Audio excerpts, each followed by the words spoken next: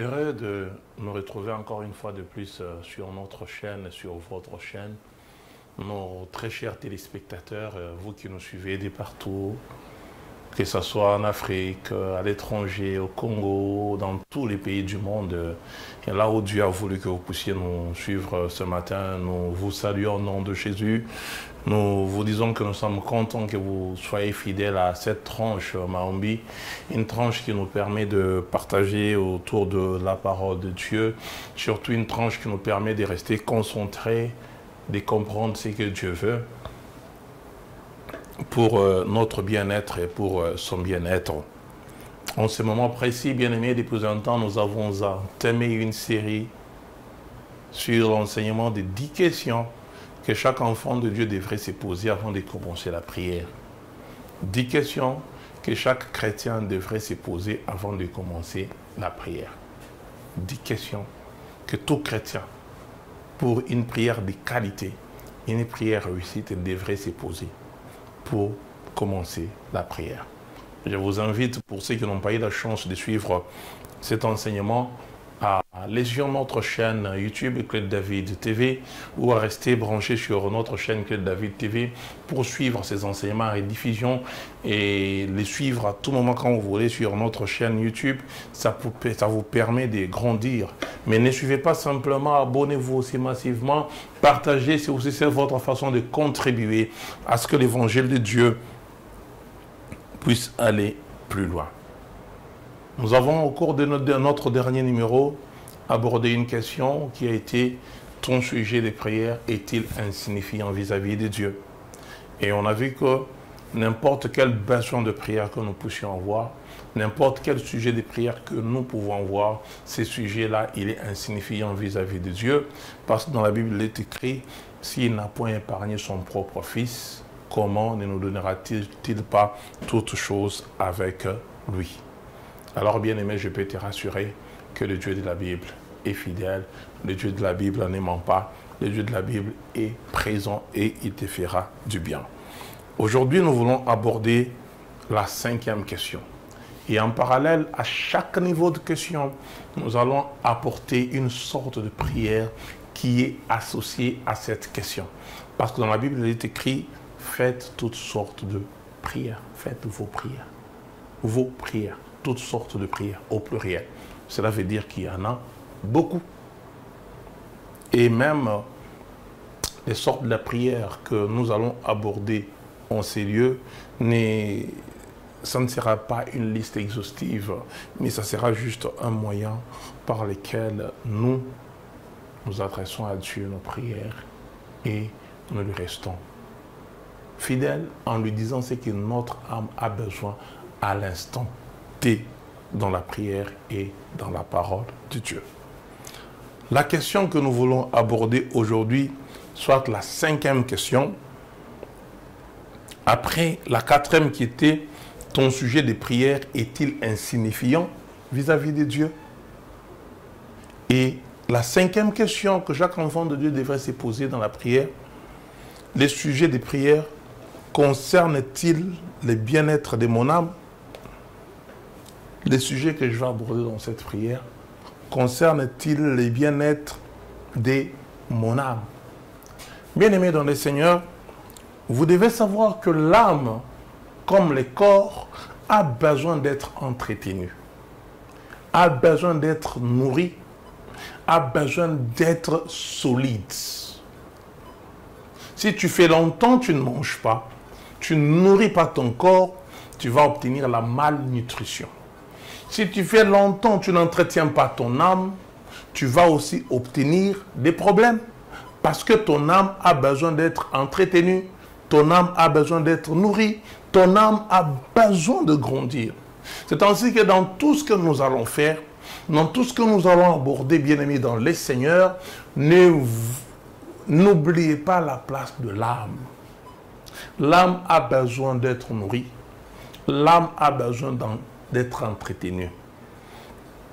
Dans ce sens, il y a des prières qui contribuent à l'entretien de l'âme. Il y a des prières qui contribuent à nourrir l'âme. Il y a des prières qui contribuent à faire la différence. La prière qui permet que l'âme soit nourrie, la prière qui permet que l'âme puisse aller de l'avant lorsque tu comprends que l'âme a besoin d'être nourrie, il y a d'abord la prière de l'adoration. L'adoration est une prière non simplement faite à l'honneur de Dieu, mais c'est une prière qui constitue d'abord une nourriture pour ton âme. L'adoration est une prière qui honore Dieu, qu'on adresse à Dieu, mais en retour, qui nourrit l'âme. En retour, qui redonne la force à l'âme. En retour, c'est une prière qui fasse que l'âme soit restaurée, l'âme soit régénérée, parce qu'elle a été dans la présence de Dieu. Bien aimé, tu dois comprendre que l'adoration n'est pas une question de musique ou de parole.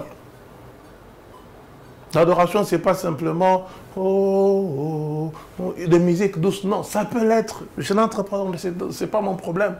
L'adoration, simplement, ce n'est pas simplement les paroles succulentes, merveilleuses que nous adressons à Dieu.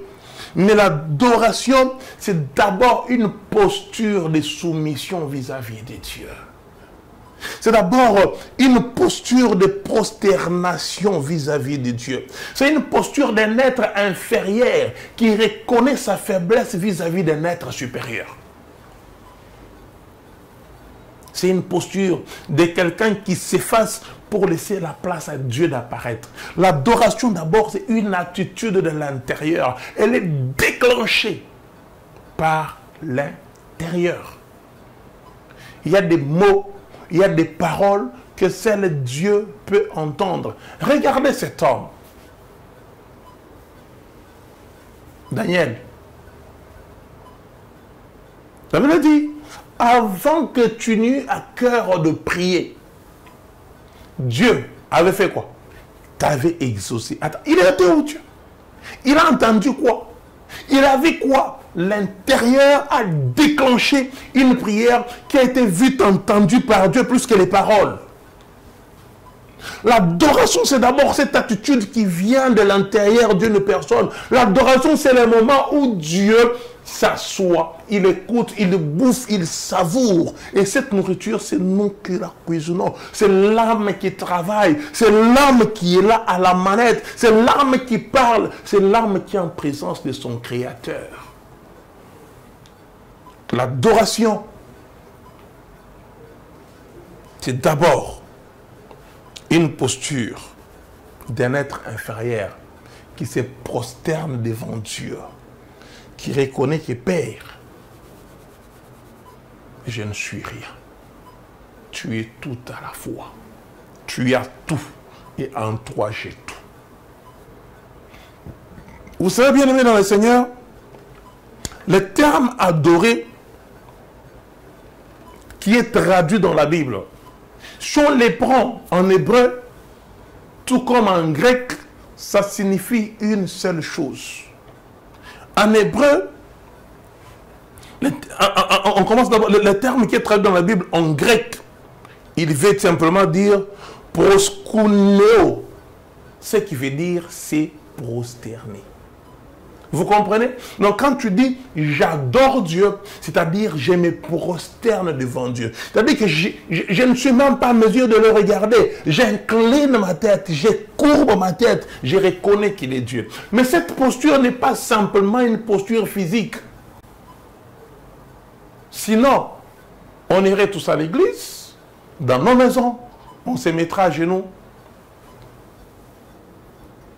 comme font les autres. On dira qu'on a adoré Dieu. L'adoration, c'est plus que tout ça, bien-aimé dans le Seigneur. L'adoration, c'est une révérence vis-à-vis de Dieu. L'adoration, c'est reconnaître qu'on est nul, ou reconnaître que Dieu est au-dessus de toutes choses, bien-aimé. L'adoration par-dessus tout, c'est un culte que l'on rend à Dieu en lui faisant des sacrifices. C'est un culte. L'adoration, c'est un culte adressé à Dieu.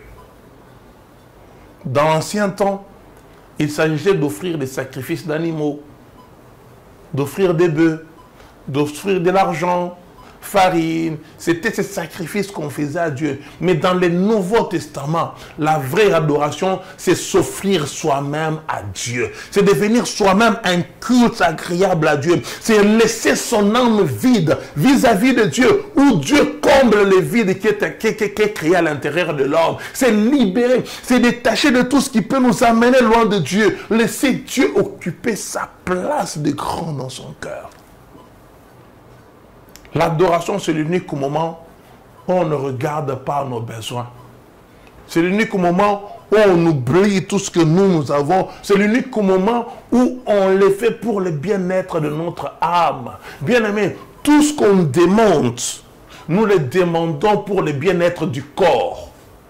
Tout ce qu'on demande, on le demande pour le bien-être charnel. Si tu demandes une maison, tu vas la demander pour que tu puisses y dormir. Si tu demandes un véhicule, c'est pour que toi tu puisses être bien. Si tu demandes à manger, c'est pour que tu puisses nourrir les corps, les habits, les maisons, les voyages, ainsi de suite. Je ne dis pas que c'est mal, ça c'est bien, mais l'adoration, c'est le moment où l'âme reste libre en contact avec son Créateur. Bien-aimé, notre âme ne sera pas simplement Dieu devant le jour du jugement. Non, en adorant notre âme va aussi devant Dieu. En adorant notre âme se présente devant Dieu. En adorant notre âme se présente devant le trône. Pose-toi des questions. Combien d'occasions tu as raté de laisser ton âme se présenter devant Dieu? Combien d'occasions tu as manqué pour laisser ton âme se présenter devant Dieu? L'adoration, c'est un culte que nous offrons à Dieu. Il s'agit de nous offrir nous-mêmes à Dieu comme des sacrifices vivants, saints, agréables, ce qui sera de notre part un culte raisonnable. J'aime bien ces versets, nous allons les lire. Romains chapitre 12.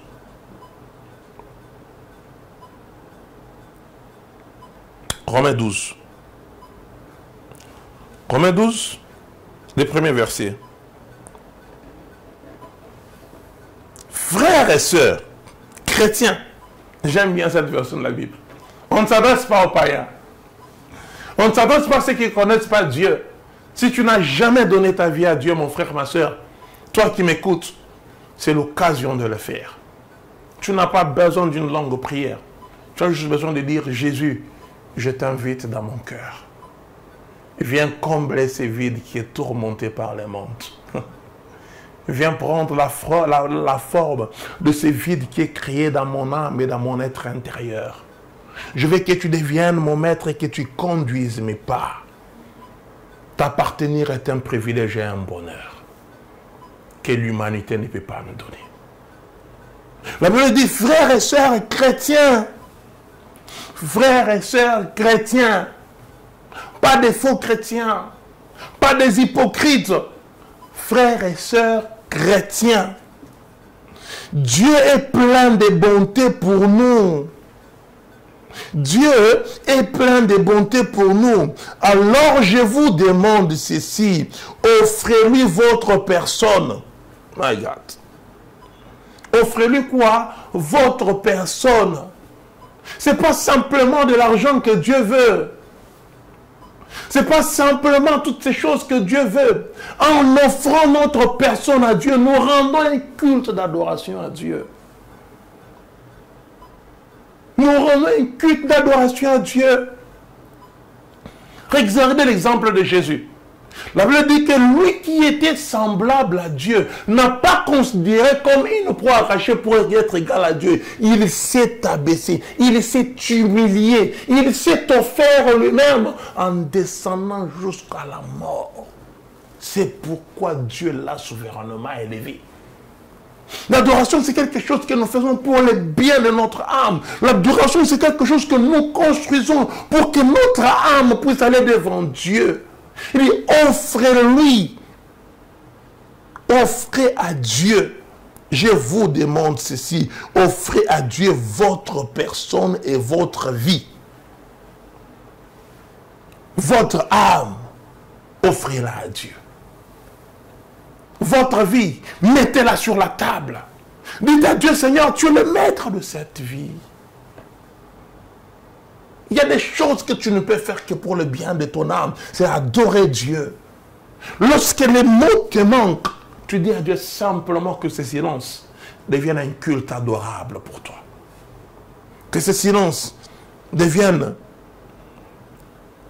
un culte qui te rend grâce. Offrez-lui votre personne et votre vie. C'est le sacrifice réservé à Dieu et qui lui plaît. Voilà le vrai culte que nous devons lui rendre. Voilà le vrai culte que nous devons lui rendre. Ne suivez pas les coutumes du monde où nous vivons, mais laissez Dieu vous transformer en vous donnant une intelligence nouvelle. Ainsi, vous pourrez savoir ce qu'il veut, ce qui est bon, ce qui lui plaît et ce qui est parfait. L'adoration, c'est un culte qu'on rend à Dieu. C'est un moment de sacrifice qu'on offre au Père. C'est un culte que nous donnons à Dieu. Et le sacrifice qu'on offre, c'est notre âme. C'est quelque chose que nous faisons pour Dieu. L'adoration, c'est une attitude de révérence, de contemplation de la gloire de Dieu qui nous transforme à la même image que Dieu. Quand on adore Dieu, plus on adore Dieu, plus on devient semblable à lui, parce que notre âme est constamment en la présence de Dieu. Notre âme est constamment au contact de Dieu. Notre âme est constamment dans ce sillage de la transformation de la gloire de Dieu. L'adoration, c'est quelque chose que nous faisons pour le bien de notre âme. L'adoration, c'est ce qui nous permet de voir ce que Dieu veut. Nous allons lire encore un passage de Corinthiens, chapitre 3. Nous allons commencer à partir du verset 16, mais notre verset de base, c'est le verset 18. On va dire à partir du verset 17. Le Seigneur ici, c'est l'Esprit Saint. Et quand l'Esprit du Seigneur est présent, la liberté est là. Notre visage à nous tous est sans voile et la gloire du Seigneur se reflète sur nous comme dans un miroir. Alors le Seigneur qui est l'Esprit nous transforme, il nous rend semblables à lui avec une gloire plus grande. Ce sont des choses que nous ne pouvons obtenir que dans l'adoration.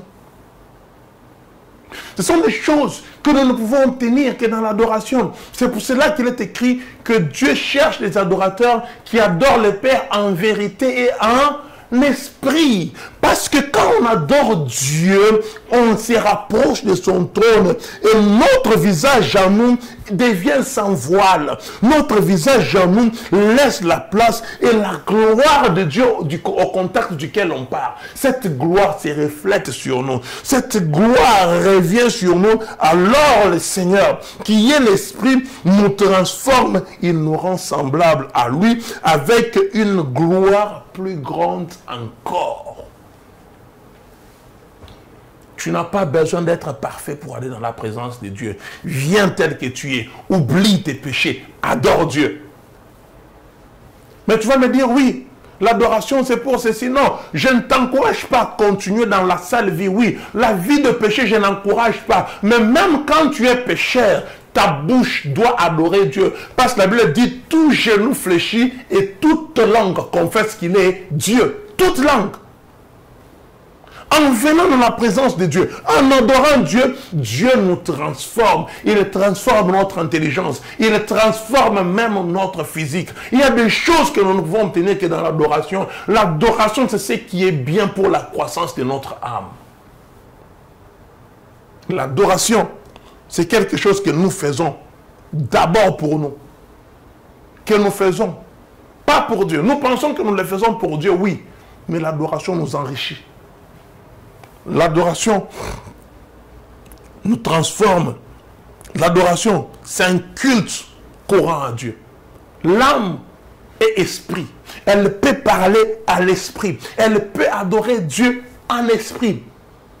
Dans ce sens, c'est l'homme qui adore Dieu par les moyens de l'esprit que Dieu a placé en lui. Et cet esprit que Dieu a placé en lui, elle permet que l'âme se reconnaître à la source qui ne tarit jamais. Et cette source qui ne tarit jamais, c'est qui? C'est Dieu. Est-ce que le sujet des prières que tu veux faire, que tu as toujours fait, est-ce un moment de contempler l'adoration de Dieu ou c'est juste lié aux besoins physiques, ou c'est juste lié aux besoins matériels, ou c'est juste lié aux besoins de ce monde? Il est temps, bien-aimé, que pendant ces quelques minutes que nous reste dans cette émission, que là où tu es, tu réalises qu'il y a un Dieu au ciel. Tu réalises qu'il y a un Dieu qui ne ment pas. Tu réalises qu'il y a un Dieu qui peut tout. Il y a un Dieu qui te donne tout. Il y a un Dieu qui a tout. Je t'invite simplement, bien-aimé, à laisser ton âme s'exprimer dans la présence de Dieu. L'adoration, tu l'as fait pour Dieu. Tu la donnes à Dieu, mais pour le bien de ton âme. Je te dis que l'adoration, c'est d'abord une attitude de l'intérieur. Ce n'est pas moi de te donner ces paroles que tu vas adresser à Dieu en ce moment. Ce n'est pas moi de te dire ce qu'il faut faire. En venant à Dieu, l'adoration coule de soi. C'est comme l'eau de cette rivière qui ne tarit jamais. Alors en ce moment, toi qui me suis, laisse ton âme parler à Dieu. Laisse ton âme s'exprimer devant Dieu. Je ne peux que parler pour mon âme. Mais toi aussi, tu as le droit de laisser ton âme s'exprimer. Mon âme, à moi, te reconnaît que tu es grand. Le seul capable de me transformer, de m'illuminer. Le seul capable de prendre un tas de ferrailles, un tas d'os, un tas de choses inutiles, les transformer en quelque chose pour servir la gloire du royaume de Dieu. Le seul qui est capable de prendre quelqu'un qui vient d'une famille maudite pour le faire asseoir là où il ne pouvait pas arriver. De la malédiction, tu la transformes en bénédiction. Voilà le travail que tu as fait. Mon âme est reconnaissante pour tout ce que tu fais. Je m'offre moi-même en sacrifice maintenant, comme un fruit que tu consommeras, dont tu agréeras la saveur. Comme une nourriture que tu vas déguster et apprécier et qui ne va jamais manquer à ta table. Prends le contrôle de mon âme. Tu es celui qui est digne, celui qui mérite l'honneur. Je ne suis rien sans toi. Cette âme n'est rien sans toi. Je t'adore parce que tu le mérites. Bien-aimé, parle. Laisse ton âme s'exprimer. Peu importe la langue qu'il comprend. Peu importe les mots qui sortent, il le sait. Peu importe ce que tu dis, il l'entend. Laisse simplement ton âme s'exprimer. Mon Dieu, prends le contrôle. Mon Dieu, opère et entends. C'est pour toi que cette prière monte. C'est pour toi que cette âme s'exprime. C'est pour toi que cette âme en parle. Tu es Dieu et nous sommes tes enfants. Au nom de Jésus, avec foi que tu nous as écoutés, nous avons prié. Amen.